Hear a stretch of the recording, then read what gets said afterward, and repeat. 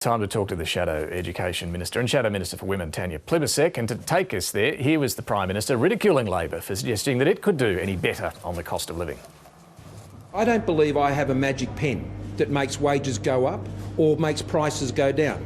Anthony Albanese is walking around in this election pretending that he has some special magical powers to make wages go up and costs go down, and you don't. As a Prime Minister, you don't have that. I know, I've been in the job. Tanya Plibersek, welcome to the program. Good morning. So what can Labor do? Happy Mother's Day. And happy Mother's Day to you. Mums out there. No, well said. What can Labor do to get prices down or wages up in the next 12, 18 months? Well, it's interesting, isn't it, that the Prime Minister has completely given up on helping families with the extraordinary cost of living pressures they're under right now. Labor's the only party that has a plan to support wages growth. The Prime Minister, the Liberals have already said that low wages growth is a deliberate design feature of their economic management. So our plan to help with wages means helping business with their productivity, so making sure we're investing in cheaper power, better NBN connections, bringing down the cost of doing business, investing in training and education so they've got more skilled workers. But we also need to tackle what's wrong in the industrial relations system to make sure that we see wage increases. Like, this government has engineered an industrial relations system that keeps wages low. We support criminalising wage theft. We support same job, same pay. We support gender pay equity to make sure that women, particularly in underpaid female-dominated industries, are getting a pay rise. And, you know, the other part of this equation, of course, David, is the extraordinary cost of living pressures that families are under. We've got a plan for cheaper childcare. We've got a plan for lower power bills. We've got a plan for more affordable housing. We've got a plan for cheaper medicines. We've got a plan for cheaper electric vehicles so you can bring down the costs of commuting to and from work as well. I think it's really instructive that we've got a Prime Minister who says, "I got nothing. I got nothing for you. I know you're struggling, but I got nothing." Just going through some of the list that we heard there, whether it's cheaper childcare, cheaper power prices, the skills train, all of this is going to take some time. Your childcare plans don't take effect until July next year. So in the next 12 months, if Labor were to win, there won't be that much change, will there? Well, this is a problem that's emerged over almost a decade of Liberal government. I mean, they have been keeping a lid on wages growth, pushing wages down for almost a decade. So no new government will fix this overnight. But we've got a plan to help families with cost of living. We've got a plan to help businesses become more productive so that they can pass on pay increases to their staff. And we've got a plan to change our industrial relations environment so that we can see pay rises, particularly for underpaid industries like aged care. Well, let's go to some of the portfolio areas. Skills, firstly. You have promised 465,000 fee-free TAFE places over 4 years. Most states already offer fee-free TAFE places for areas of skills shortage. How would this be any different? Well, we need to work with the states and territories to make sure that this is in addition to what the states and territories are already doing. We've got a pretty comprehensive idea of where the skills shortages are. We've got lists of skills shortage areas. So we want to work with the states and territories and with the TAFE sector to make sure that we're addressing those real areas of pressure in the economy. Like, literally everywhere I go, David, doesn't matter whether I'm in Launceston or Cairns or Perth or Alice Springs, employers will tell me that one of the biggest constraints on expanding their businesses, operating more hours, operating more days a week, is the fact that they can't find the skilled staff they need. And by investing in 465,000 free TAFE places, we can start to tackle those skill shortages. And can I say this too? You know, my dad was a plumber and gas fitter. That was a great job. He could raise a family on a secure income as a plumber and gas fitter.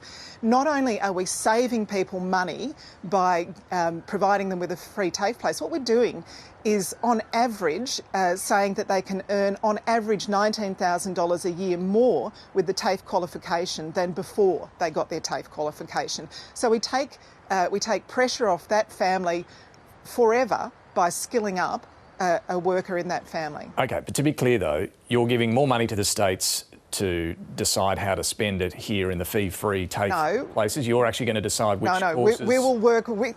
Right. So the Labor federal government will decide which courses are free. No, we'll work with the states and territories to make sure that we're addressing areas of skills shortage. Every state and territory currently has different arrangements with their TAFE courses. I know they do. Who decides which courses are free? We'll work with the states and territories to make sure we'll be focusing on areas of skills shortage, and they're very easily identifiable. We know where the skills shortages are. We've had some of these areas of skills shortage on those lists for years at a time. This government, there are actually 61,000 fewer apprentices and trainees today than when the Liberals took office. They've underinvested in TAFE by billions of dollars through the course of their government.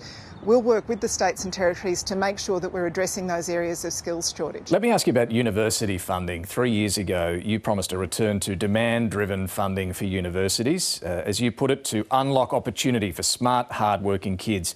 You said Labor was absolutely committed to bringing back the Gillard government's demand-driven system. You wouldn't walk away from it, you said. Why have you walked away from it? Well, we've got a policy at this election to fund almost 20,000 additional university degrees.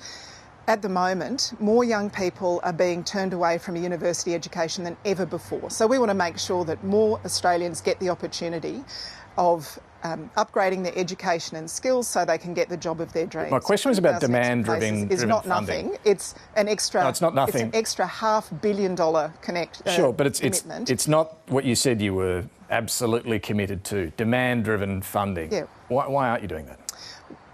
Well, because we can't afford to fix a decade of neglect of this government all at once. And in addition to the 20,000 extra university degrees that we've got on offer, we've also said that Labor in government would work with universities, with business, with unions and others to develop a university accord. And that would deal with issues like availability of university education, the quality of university education, the cost of university education, how we support really top quality research in our universities and how we convert that to jobs and business opportunities, and what role international students play in our university system. That university accord is where we'll look at all of those issues about how to address unmet demand in our system. Okay. And it's been such a tough couple of years for our young people. The fact that Scott Morrison's turning away more young people than ever from getting a university education is really quite heartbreaking. On public school funding, unions are worried about the lack of detail from Labor at this election. I mean, I can't recall Labor going to an election without a schools policy. We had Kevin Rudd's education revolution, Julia Gillard had the Gonski reforms, Bill Shorten, as you'd remember, promised $14 billion for schools at the last election. So do you have a schools policy? We certainly do. We've, as a start, got our $440 million plan to help our kids bounce back after COVID-19. About half of that money is to be spent on the sort of supports that kids need to get back on track with their learning, including social and emotional wellbeing, extra school counsellors, extra school psychologists. And the other half is to be spent on infrastructure to make sure that our schools are COVID safe, covered outdoor learning areas, better air filtration, and also upgrading the facilities that our young people need to get a world-class education. We've also said, of course, that in the next funding agreement, we would work with the state. We're currently in the middle of a funding agreement. In the next funding agreement, we would work with the states and territories to get every school up to its fair funding level. Under Scott Morrison's funding it's a little vague, though. Almost no. Okay, let's talk about Labor for a sec. Sorry, here. go on. It is a little I don't want to interrupt you, David. Please go on. I'm just trying to come back to this question of school funding. You mentioned getting that 100% of the schooling resource standard. Yep. When would that happen? Labor previously has been very clear about when that should happen. Funding was there, was promised. When would that happen? Well, we're in the middle of an existing funding agreement that the Commonwealth signed with the states now. That agreement concludes in 2023. We would, if elected, be negotiating with the states and territories about the next funding agreement. We need the states and territories to increase their effort, as we would increase our effort, to get every school up to 100% of its fair funding level. The agreement that the Commonwealth has signed with the states at the moment bakes in inequality to our system, where Catholic and independent schools will get to 100% of their fair funding level, and that's great. We argued for that. But public schools never will. The majority of public schools will never get to their fair funding level under Scott Morrison. We have a different policy. We say that every child in every classroom, in every school system, in every part of Australia should get the funding they need to get a world-class education. Sure, but when? In a decade? More? Well, this is a negotiation with the states and territories. Well, with respect, David, it's an election. You've been to every previous election. We have at every previous election, is my point. Did you take a policy to shadow cabinet and we're knocked back on this, or why aren't you able to? At the previous election, David, the Commonwealth had not signed a funding agreement with the states. We're in the middle of one now. If we are elected, I will be negotiating with state and territory education ministers to make sure that every school is on a path to 100% of their schooling resource standard, 100% of their fair funding level. Let's turn to... And in the meantime, just a second, in the meantime, we've got $440 million. In the meantime, we've got $440 million to spend on better education and better infrastructure in our schools. Okay. And we've got a range of other policies. We heard that point before. Let's just turn to your... Sorry, I'm tight on time. We heard you make all those points before. Let's turn to your role as the Shadow Minister. I've got some more, though. I'm sure you do. I want to get to your role as Shadow Minister of Women, though, because this is important to us. I'm sure you'd acknowledge. The Nine Papers report today that Anthony Albanese's next round of policy announcements will target fair pay for women. What are you going to do? Well, I'll let Anthony announce any additional measures, but I'll tell you what we've already done. We've committed to making sure that the women of Australia get paid fairly for the work they do. And that includes making sure that we tackle the gender pay gap by getting rid of pay secrecy clauses in contracts, by asking large companies to report on their gender pay gap, by making sure we tackle the gender pay gap in the public service, and by changing our industrial relations laws so that that equal pay is inserted as an object in the Fair Work Act, so that the Fair Work Commission has the expertise it needs to properly determine the bids for gender pay equity that they have been unable to determine up till now. I mean, there's something wrong with a system that has seen only one successful gender pay equity case in decades. Literally since 1994, I think there have been 21 applications and only one of them has been successful. We want to make sure that workers in aged care, for example, are decently paid. And I'll tell you why that's important. This is complex, difficult, responsible work. We've seen through the Royal Commission one of the most important things we can do to improve the quality of care that people get is to pay aged care workers properly. To attract people and keep them in this industry, we need to pay them properly. And just incidentally, I'd say that when we pay low-paid workers better, that is also important for aggregate demand in our economy. It is a way that we can make sure that those workers got $5 in their pocket, they can buy a cup of coffee on the way to work, they can create jobs for other Australians too. OK, look, one of the critical issues when it comes to closing that gender pay gap, as the ACTU puts it, is the issue of retirement incomes. Women do, on average, retire with far less superannuation than men. You did go to the last election promising to pay superannuation on top of the taxpayer-funded paid parental leave scheme. Why have you dropped that policy now? Well, Anthony's been clear. We'll look at that in government. But let's take a step back. It was Labor that introduced paid parental leave. We were one of only 2 OECD countries that didn't have paid parental leave when we introduced it. And we will always look for ways of improving paid parental leave. I'm talking about the super. Paid parental leave is not the only way. On top of that, and why you dropped it. Paid parental leave is not the only way. Well, we can't afford to fix 10 years of Morrison Turnbull. See, this is the thing, and we've heard that now from you on a few fronts, right? One election. And yet Labor is, sorry to jump in here because I do want to prosecute this point. Labor is, however, proceeding with the stage 3 tax cuts, which are costing far more than this. This is a $200 million measure, the superannuation. The stage 3 tax cuts are something like $21 billion, and they favour men more than women by a significant margin. Yes. And Anthony said, we'll look at it in government. But I'll tell you what else makes a difference to the superannuation pay gap. When we invest more than $5 billion in making childcare cheaper for 96% of families and the same price for the other 4%, when we make childcare cheaper, that allows those women who have been locked out of work because it's too expensive, they actually lose money by working day 4 or day 5 in a week.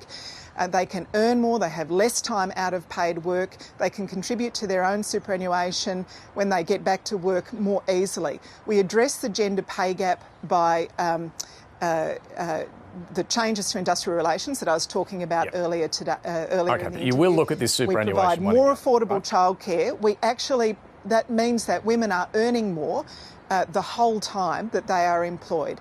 Okay. And as for the paid parental leave superannuation, it is something that we would look at in government. Okay. It is something that we'd love to do when we can afford to. All right. Well, let me ask you finally. There's been focus on the fact you weren't invited to the Labor Party launch. Questions about your relationship with Anthony Albanese.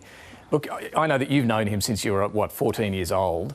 Tell us, Tanya Plibersek, about the strengths and weaknesses of Anthony Albanese.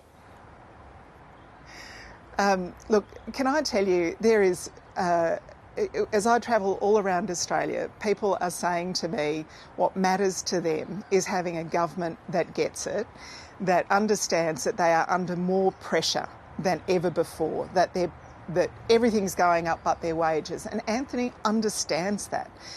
Anthony has a plan to make our Australian economy more productive so that we can pass on pay rises to Australian workers. He's got a plan for the cost of living to take the pressure off, lower power prices, lower childcare prices, lower medicine prices, more affordable electric vehicles, more affordable housing, a plan to take the pressure off, a plan to make things here in Australia, to build things, to pay our care workforce properly. And also, this is one of the things that really strikes me. Australians want a Prime Minister who loves his country but has a vision for how it can be even better. And that's Anthony, backing the Uluru Statement from the Heart, backing equality between men and women, thinking about how we can protect our beautiful natural environment. That's what Australians expect from us, that we absolutely tackle the bread and butter issues, pay, cost of living and national security, of course. Under Scott Morrison, we've got, a Chinese... Okay, question was about Anthony Albanese. 1,600 kilometres off our shore. That's not... Okay. Go on. I'll leave it there because the question was about Anthony Albanese, not Scott Morrison. But we do appreciate you joining us. We are out of time. Tanya Plibersek, thank you. Lovely to talk to you, David.